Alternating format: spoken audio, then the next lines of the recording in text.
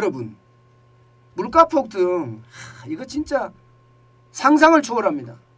통계청에서 발표하는 물가하고 우리가 느끼는 물가는 너무너무 다르기 때문에요. 아니 물가 많이 안 오른다고 이야기하는데 그죠? 소비자 물가가 뭐 3.7% 올랐느니 뭐 이렇게 이야기하는데 여러분 이거 한번 보세요. 예, 화이트 진로 소주값 인상률이 7.9%예요. 이게 공장도 가격을 7.9% 올린다는 이야기거든요. 공장도 가격을. 그러면 우리가 실제로 사 먹을 때는 이거보다 훨씬 더 많이 오른다는 이야기잖아요. 7.9%면 85.4원이 오릅니다. 85.4원. 그러면 우리가 슈퍼에서 소주를 살 때 이거보다 더 많이 오른 가격에 산다는 이야기잖아요. 그럼 지금 물가가 진짜 폭등한다는 이야기 아닙니까? 진짜 폭등한다는 이야기잖아요.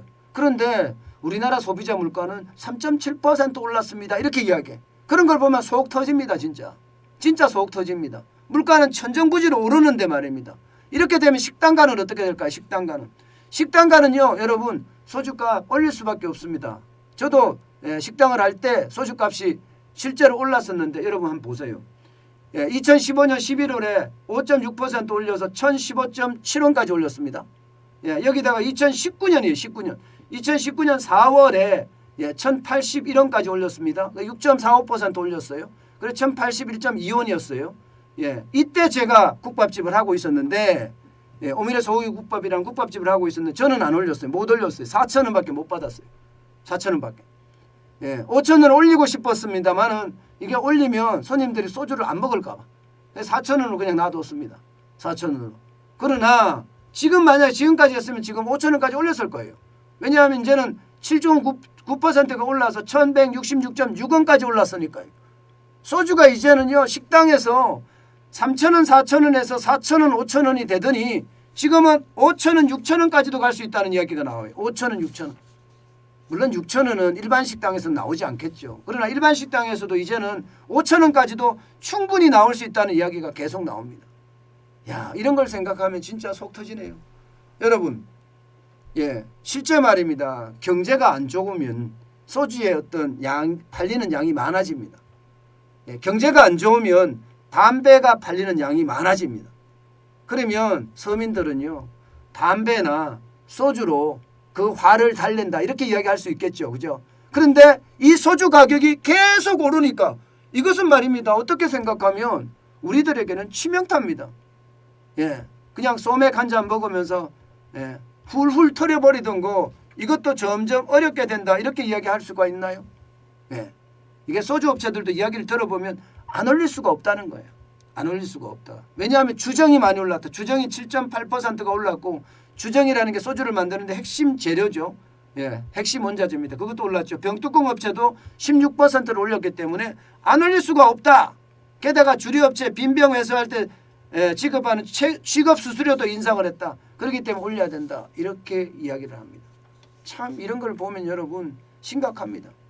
소주만 올릴 게 아니에요. 맥주도 올릴 거예요 아마. 맥주도 4월부터 세금이 리터당 855.2원으로 지난해보다 20.8원 인상됩니다. 이게 주세법 개정안이 적용이 되거든요. 그러면 맥주 자체도 지금 계속 올릴 수밖에 없습니다. 그러면 오비맥주 같은 경우는 2016년에 올리고 말았는데 또 올리겠죠. 그렇게 되면 여러분 서민의 물가는 그 어느 때보다 폭등한다 이야기할 수 있습니다. 그런데 더 큰 문제는 여러분 이 지표를 보시면 놀라운 일이 벌어집니다. 이 근원 물가가 3%까지 올라갔다는 거예요. 근원 물가가. 근원 물가라는 게 어뜸이 되는 물가라고 이야기할 수 있잖아요. 이게 농산물, 수산물, 축산물 빼고요. 그다음에 석유값 빼고요. 일시적이거나 계절적인 건 뺀 다음에 나머지 가지고 원천적으로 올라가는 물가가 얼마나 올라갔나 했는데 3% 올라갔어요. 3%면 앞으로 물가가 계속 올라간다는 이야기. 최악의 인플레이션 터진다는 이야기예요. 생활 물가는 지금 좀 떨어진다고 해요. 작년 11월에 5.2%까지 올라가서 1월에는 4.1%까지 떨어졌다고 이야기를 하지만 근원 물가는 계속 우상향하고 있습니다. 2.7%에서 지금 올라가는 3.0%까지 계속 올라가니 이것은요 어떻게 생각하면 최악 인플레이션 온다는 이야기예요. 이게 여러분 우리가 잘 봐야 되는 게 물가라는 건 그렇습니다. 뿌리가 오르면 계속 올라가게 돼 있어요. 지금 올라가는 모양새예요. 이렇게 되면 여러분 우리 사는 살림살이 진짜 어려워집니다. 근데 이 와중에서 지금 추경한다 아유, 그냥 쓰겠습니다. 지랄 난리를 치고 있잖아요. 예, 추경을 하게 되면 국채 발행해야 되거든요. 국채 발행을 하게 되면요, 또 이자 올라갑니다. 이자 올라가면 난리가 나요. 예, 이자 올라가면 지금 뭐 이자만 올라가겠어요? 추경 발행하는 만큼 또 돈을 그만큼 푸니까 물가는 또 안 올라가겠어요? 물가는 또 올라갑니다. 예, 그러면 추경 발행해서 나라가 돈이 없으면 이렇습니다. 예, 나라가 돈이 없으면 예, 적자 국채를 발행을 해야 되니까 빚내서 줘야 되니까 빚을 낼 때 그때 이자 우리가 국민들이 다 감당해야 되거든요.